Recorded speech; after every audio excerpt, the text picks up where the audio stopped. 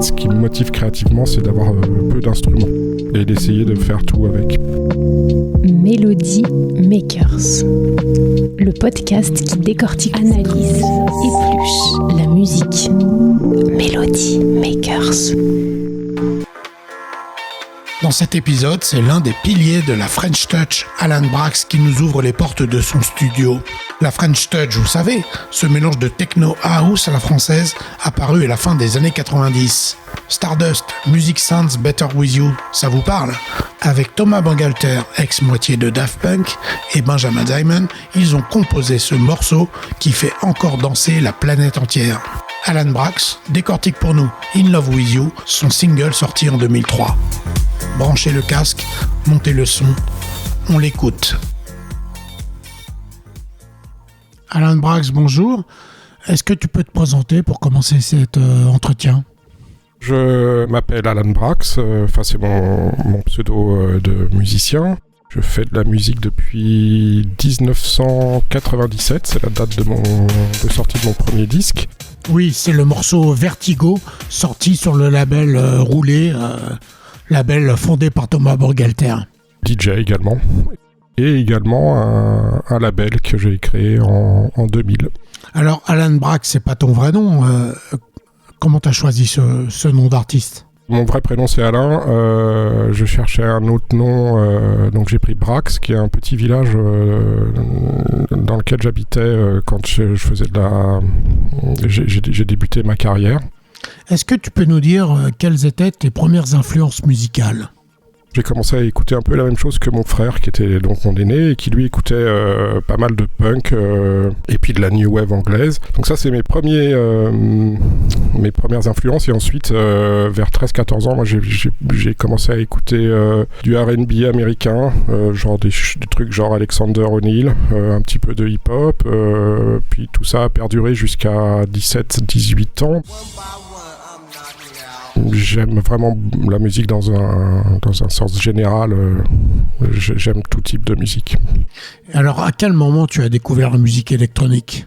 C'était en 87, dans ces eaux-là. Mais à l'époque, on parlait seulement de techno ou de house. À partir de cette découverte, j'ai commencé à m'intéresser exclusivement à ce type de musique. Et est-ce que tu te souviens du premier disque que tu as acheté ?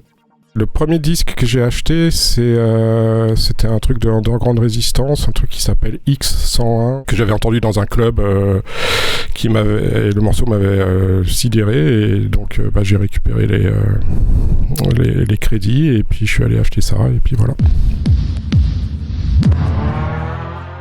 Est-ce que tu as une formation musicale ? Quand j'étais petit, j'ai fait du violoncelle pendant une dizaine d'années, un petit peu de clarinette aussi, puis un peu de guitare basse. Après, j'ai essayé de faire... j'ai passé mon bac difficilement, j'ai essayé de faire des études d'histoire et j'ai échoué. En fait, je travaillais pas, j'étais plus intéressé par justement la vie nocturne et par la musique électronique. Donc c'est à ce moment-là que tu as découvert l'arrivée de la techno en France ? Quand j'étais à l'université, là, je sortais beaucoup, ouais. En club et dans les rêves qui avaient pas tellement dans le centre de Paris, mais plutôt en banlieue, quoi. Et après avoir raté mes examens, je suis parti à l'armée. J'ai fait un an de service national. À l'époque, c'était encore obligatoire. Au retour de l'armée, je me suis rendu compte qu'en fait, j'avais pas de perspective professionnelle vraiment enthousiasmante, et je me suis rendu compte que la musique m'intéressait et me passionnait finalement depuis que j'étais tout petit. Et je me suis dit que ça valait peut-être le coup que je tente ma chance dans ce domaine. Donc j'ai acheté du matériel et je m'étais mis un challenge d'1 an pour apprendre à me servir un peu de ce matériel, et puis pour sortir un disque. Idéalement sur Roulé, le label de Thomas Bangalter. Oui, donc c'est Vertigo en 1997. Alors comment tu as rencontré Thomas Bangalter ? Thomas, je l'ai rencontré dans une soirée, de la même manière que j'ai rencontré plein de gens qui sont aujourd'hui des producteurs C'est-à-dire qu'on était tous dans ces soirées un peu captivés par cette musique émergente et on s'est rencontrés tous de manière naturelle. Donc Thomas, je crois que c'est Sven Love qui me l'a présenté lors d'une soirée. On a discuté, on a sympathisé, on a parlé musique, instruments et puis voilà, on est resté en contact et puis je lui faisais écouter quelques démos. Il a fini par avoir envie de sortir Vertigo et puis voilà, ça s'est passé vraiment de la manière la plus simple possible. Quel était ton matériel à cette époque-là ? Bon, j'ai commencé à apprendre sur du matériel un petit peu difficile quand même. C'était des très vieux sampleurs Casio qui étaient bon, c'est bien pour apprendre la base, mais à un moment j'ai acheté une EMU SP1002 qui est un instrument qui est maintenant très très réputé puis qu'il était déjà à l'époque, qui est un sampleur très basique mais qui a un son très particulier. La machine est tellement basique qu'en fait elle est bien parce que ça te permet d'avoir un accès direct entre ton idée et la réalisation. Il y a très très peu de fonctions sur la machine, il n'y a que 10 secondes de sample. Donc grosso modo il n'y a pas de place pour perdre du temps.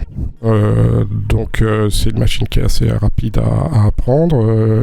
Une petite table de mixage, un compresseur et puis voilà, basta. Oui, finalement avec très peu de matériel. En fait c'est très complexe finalement de faire de la musique. Et ce qui était bien, et ce dont j'avais une grande nostalgie, c'est justement cette époque au début où je comprenais absolument pas ce que je faisais. T'es juste là, t'as un sampler, l'équalisation, les fréquences, la compression, tu fais même pas attention à ce que tu fais, tu travailles juste à l'oreille et finalement c'est assez agréable, c'est assez naïf comme posture, mais c'est très bien pour pas se perdre dans trop de perfectionnisme ou je ne sais quoi.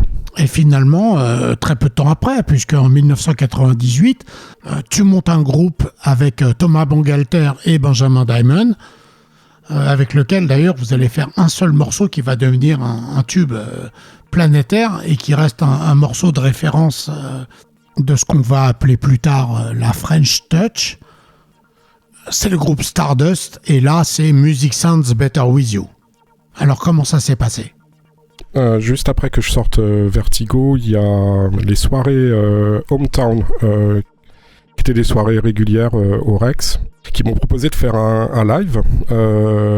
Et à l'occasion de ce live, j'ai proposé à Thomas et à Benjamin de faire le live ensemble. Donc Benjamin à la voix et Thomas au synthé et moi avec la SP1002. Et donc on a préparé ce live, on a fait 2-3 séances de répétition et puis lors de la dernière séance de répétition on cherchait un morceau additionnel. On écoutait des disques et on est tombé sur le sample de Chaka Khan qui est l'ossature de Music Sounds Better With You. Oui, donc c'est le morceau Fate de Chaka Khan. Allez, on écoute juste le sample.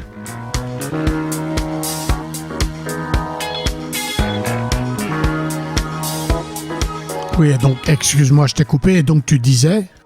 On a joué le morceau pendant le live, et puis après on s'est dit que c'était une bonne démo, et c'était bien de le jouer, et que ça valait le coup d'aller en studio, et de faire une version, une vraie version, travailler vraiment au maximum, et puis voilà.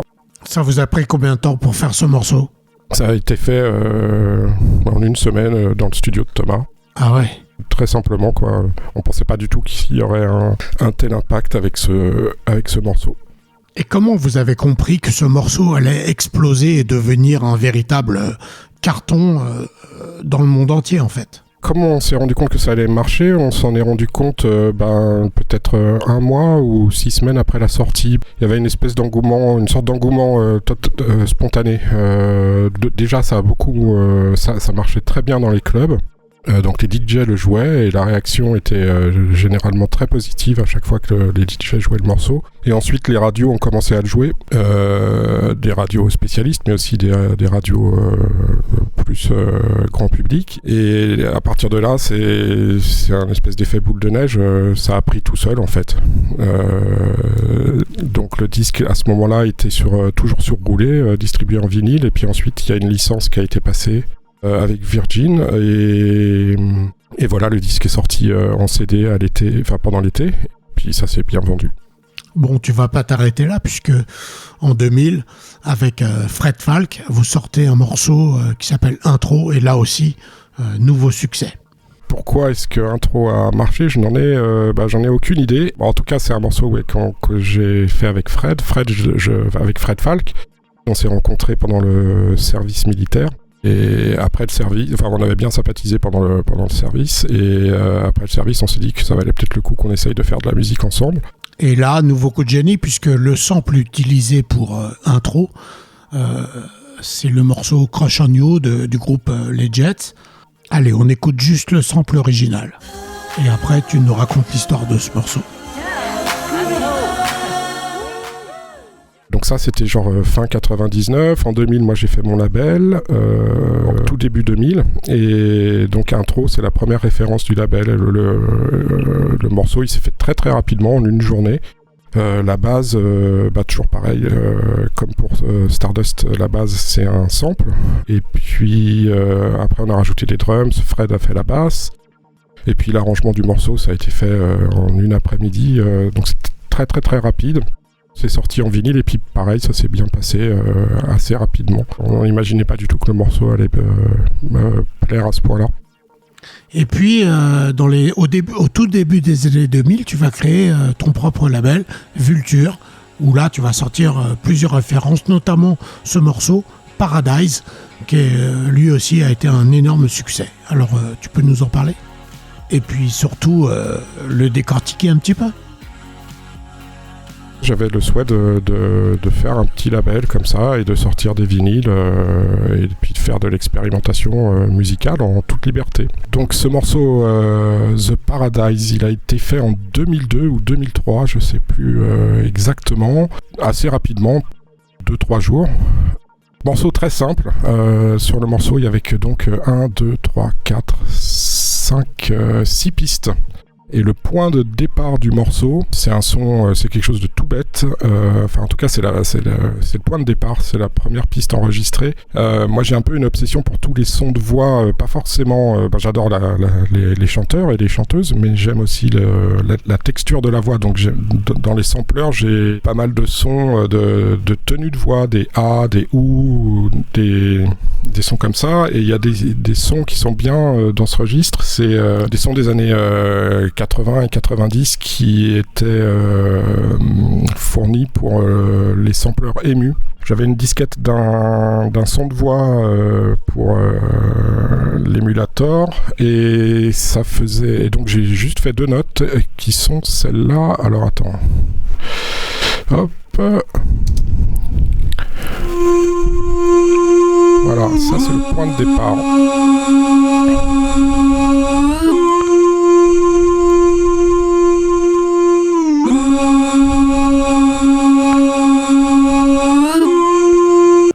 Ensuite, comme c'est pas vraiment suffisant pour faire un morceau, j'ai pris d'autres sons de voix et j'ai fait des accords.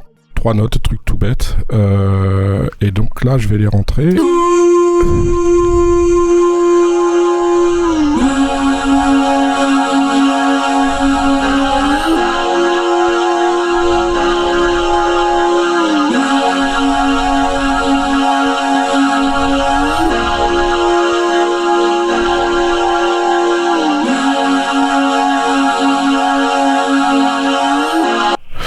Donc là, on commence à avoir déjà un peu plus la base du morceau. Ensuite, il y a un son de piano tout pourri qui est passé dans un sampler Roland qui s'appelle le VP9000, qui a une fonction un peu particulière où tu samples un accord. Et de l'accord, il extrait une note dans laquelle il y a les fondamentales de l'accord. Et après, tu peux rejouer des accords. Donc ça fait un truc un peu bizarre. Et ça donne ça.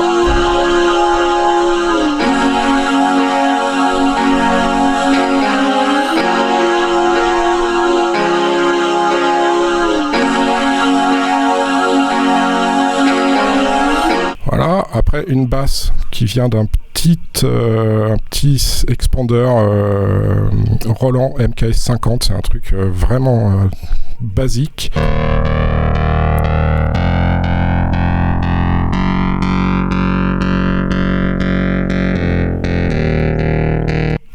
Les drums, qui étaient dans un Nice R10 N-Sonic.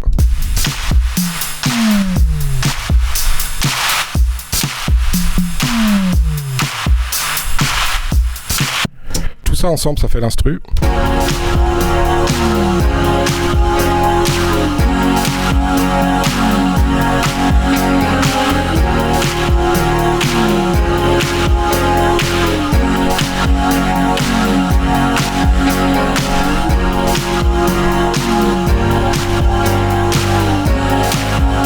Et la cappella de Romuald, qui est venu chanter sur le morceau. With you, in love with you. Voilà, il n'y a pas d'autres paroles dans la chanson, c'est juste In Love With You avec l'instrumental qu'on a écouté avant, et tout ça tourne en boucle pendant 6 minutes avec des arrangements au fur et à mesure. Mais voilà, donc tout ça ensemble, on va y aller comme ça.